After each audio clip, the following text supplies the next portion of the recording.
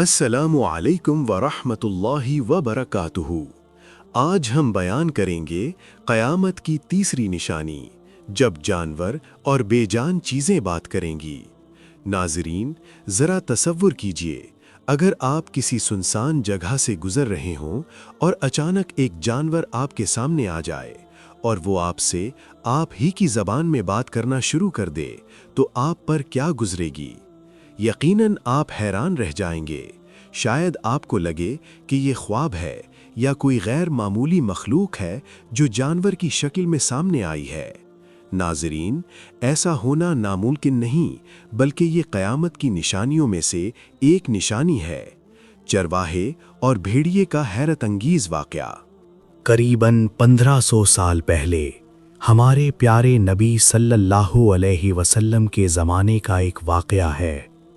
ایک چرواہا اپنی بکریاں چرا رہا تھا کہ اچانک ایک بھیڑیا آیا اور ایک بکری کو اٹھا کر لے جانے لگا۔ چرواہے نے ہمت دکھائی اور بھیڑیے سے بکری چھڑا لی۔ وہ بھیڑیا تھوڑی دور جا کر بیٹھ گیا اور پھر اچانک اس نے صاف عربی زبان میں چرواہے سے بات کی۔ اللہ نے مجھے یہ رزق دیا تھا، لیکن تم نے اسے مجھ سے چھین لیا۔ چرواہا حیران رہ گیا۔ اس نے کہا، میں نے آج تک اس سے زیادہ عجیب منظر نہیں دیکھا کہ ایک بھیڑیا مجھ سے بات کر رہا ہے۔ تب بھیڑیے نے کہا، اس سے بھی زیادہ عجیب بات یہ ہے کہ تم یہاں بکریاں چرا رہے ہو، جبکہ اللہ کے نبی صلی اللہ علیہ وسلم تمہارے قریب موجود ہیں اور تم ان کی خدمت میں حاضر نہیں ہوتے۔ یہ سن کر چرواہے کا دل بدل گیا۔ اس نے پوچھا، اگر میں چلا جاؤں تو میری بکریوں کی حفاظت کون کرے گا؟ بھیڑیے نے جواب دیا، تم جاؤ، میں خود تمہاری بکریوں کی حفاظت کروں گا۔ ناظرین، یہ کتنا حیرت انگیز منظر تھا کہ ایک بھیڑیا بکریوں کا محافظ بن گیا۔ چرواہا حضور صلی اللہ علیہ وسلم کی بارگاہ میں حاضر ہوا، ایمان لایا، اور جب واپس آیا تو دیکھا کہ بھیڑیا واقعی بکریوں کی حفاظت کر رہا تھا۔ گو چھپکلی کا ایمان لانے والا واقعہ۔ ایک اور حیرت انگیز واقعہ۔ ایک دیہاتی شخص نبی کریم صلی اللہ علیہ وسلم کی خدمت میں حاضر ہوا اور کہنے لگا، میں اس وقت تک ایمان نہیں لاؤں گا جب تک میری یہ گو چھپکلی آپ کی نبوت کی گواہی نہ دے۔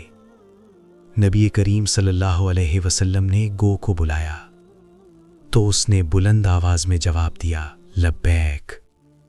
پھر اس نے گواہی دی، آپ اللہ کے سچے رسول ہیں اور خاتم النبیین ہیں۔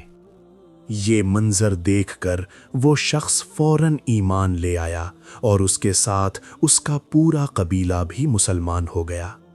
ناظرین، یہ واقعات ہمیں اس حقیقت کی طرف لے جاتے ہیں کہ اللہ تعالیٰ جب چاہے جس چیز کو چاہے بولنے کی طاقت دے سکتا ہے۔ ایک حدیث مبارکہ میں نبی کریم صلی اللہ علیہ وسلم نے فرمایا، قیامت اس وقت تک قائم نہیں ہوگی جب تک درندے انسانوں سے بات نہ کریں اور آدمی کے جوتے کا تسمہ کوڑے کی نوک اور اس کی ران اس سے گفتگو نہ کریں۔ یعنی جانور انسانوں سے بات کریں گے، جوتے کے تسمے بولیں گے، انسان کے جسم کے اعضاء اس کے اعمال بتائیں گے۔ کیا یہ نشانیاں پوری ہو چکی ہیں؟ علماء کے درمیان اس بارے میں اختلاف ہے۔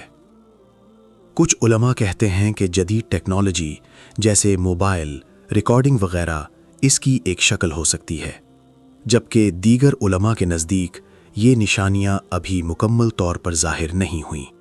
اللہ ہی بہتر جانتا ہے۔